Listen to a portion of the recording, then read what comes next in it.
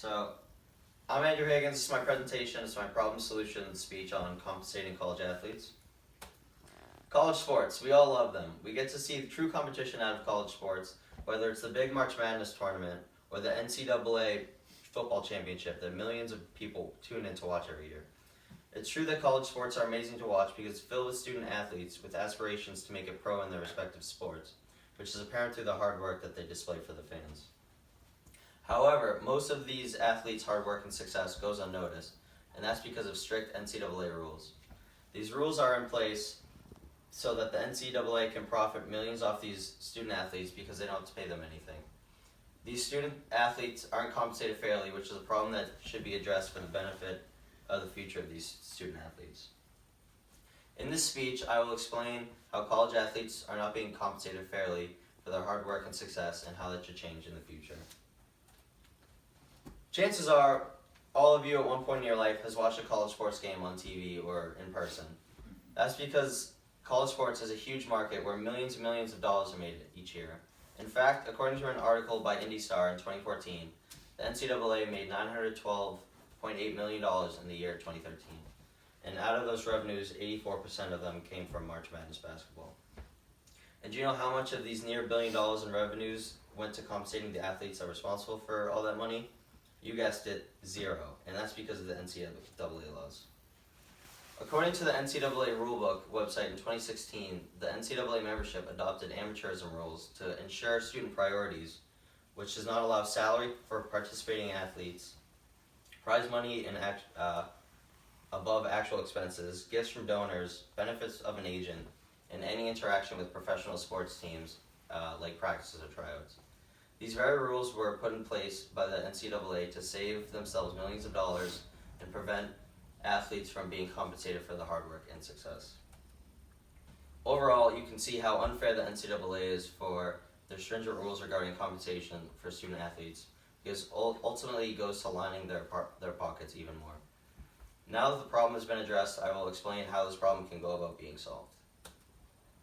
The problem with the NCAA rulebook as to why college athletes can't be compensated should be changed. However, there are specific cases where these student athletes should still not be compensated, and other cases where they should be compensated. In regards to the case where student athletes shouldn't be paid, first we should focus on cases where they still should remain uncompensated. Although I support the case to compensate college athletes, there are specific cases in which they should not be. For example, college athletes should not be compensated for national airtime. According to an article by ESPN in 2015, the NCAA made $87 million based on airing on television like ESPN, TNT, ABC, and CBS. In this case, college athletes should not be compensated because they have no part of being a part of the TV contracts. Another reason of when they should not be compensated for is regular season playoff games. They still should not be compensated for these games because that would be directly similar to taking a salary, which makes no sense for them, and that would ruin the integrity of the game.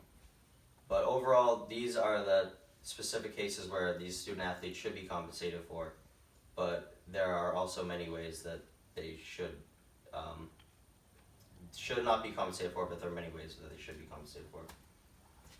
Next, I'll explain the specific cases where the NCAA should change the rules that they have in place and let these college athletes be compensated. In the cases where student athletes make the NCAA a lot of money is for merchandise.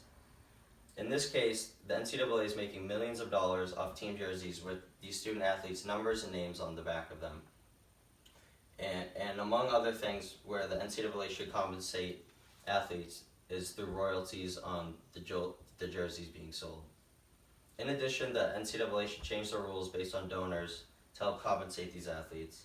If the NCAA is allowed to take donor money because of these athletes, then these athletes should be able to do the same thing. If a donor wants to give a star player $100 to get something to eat or help him with expenses, then that player should be allowed to take it. These contributions should be limited, but the athletes should be able to take gifts from donors if the NCAA can take gifts from donors. The last case where a college athlete should be compensated for is should be compensated for is more than financial donations. College athletes with talent and potential for the pros should be able to practice and try out for these pro teams during their college tenure. This would be helpful for student athletes with professional potential and ultimately make it easier for these student athletes to achieve their goals. Overall, there are many reasons these student athletes should be paid, which will only happen if the NCAA changes their ruling. A former UCLA star stated on CNBC in 2015 that student athletes should be compensated, whether a lot or a little, just so they are recognized for bringing in money for their schools. I found this to be very agreeable because throughout the college sports world, compensation for athletes has been argued about for years, and to this day, the NCAA has held power in deciding what to do with these student athletes. However, with all this money being made, in some cases these student athletes deserve compensation. By changing the NCAA rules to allow for some compensation, the debate would be put to rest and players would finally get the benefit of the doubt.